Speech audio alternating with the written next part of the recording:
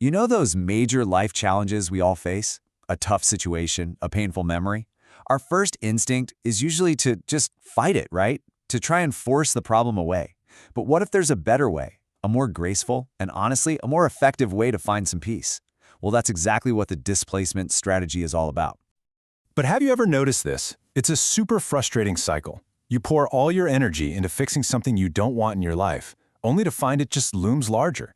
It feels more complex, more tangled than ever before. So why does that happen? Well, the answer comes down to a really simple but powerful principle about where we put our focus.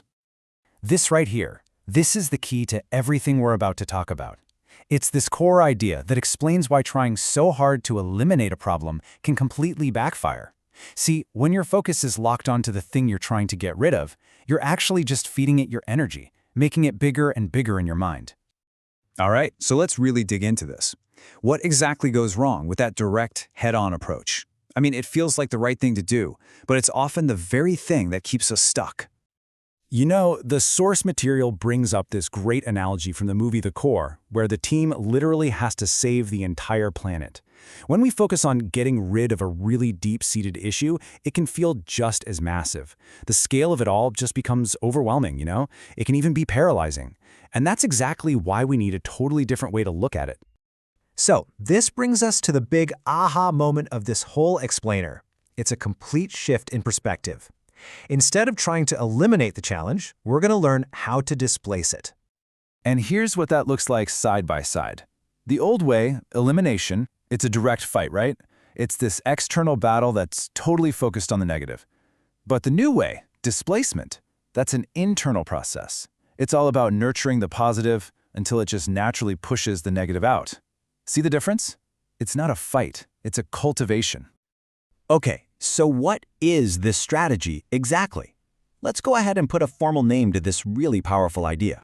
Now this is so important. You're not ignoring the problem. Not at all. You're just actively building something way more powerful right next to it. You're creating an inner environment that's so full of what you do want that there's just no room left for what you don't. So here's how it actually plays out. First, you start really small, nurturing a positive feeling, kind of like getting a little fire going.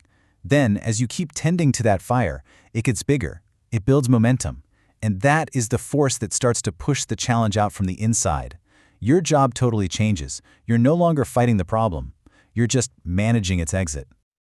Okay, that sounds great in theory, but how do we actually do it?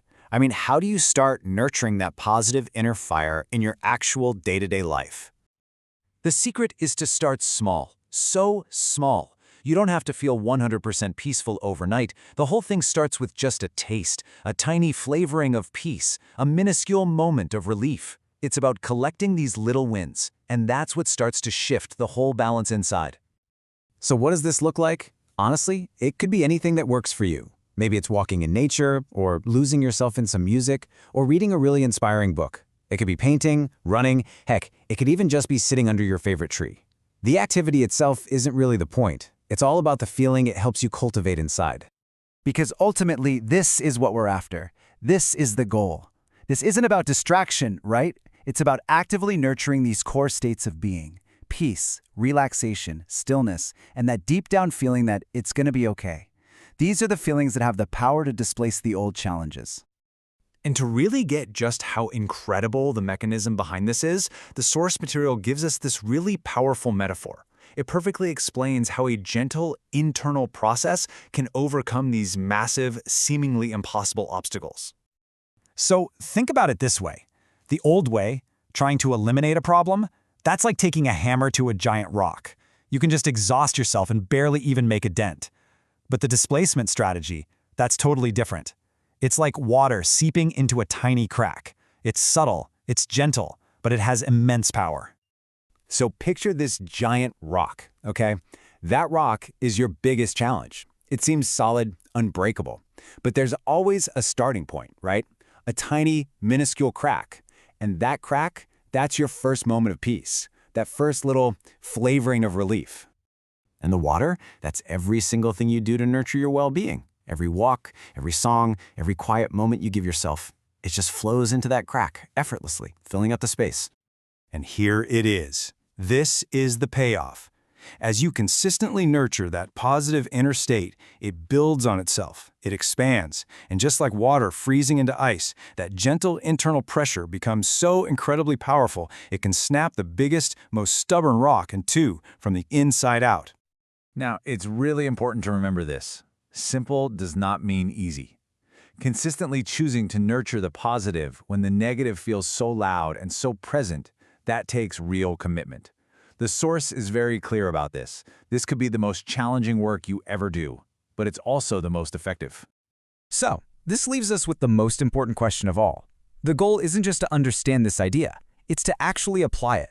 And you don't need to solve everything today. You just need to find one tiny crack, one minuscule moment. So, what is one small thing, one tiny thing you can start nurturing right now to create a feeling of peace, no matter how quick it is? Because that is where the real change begins.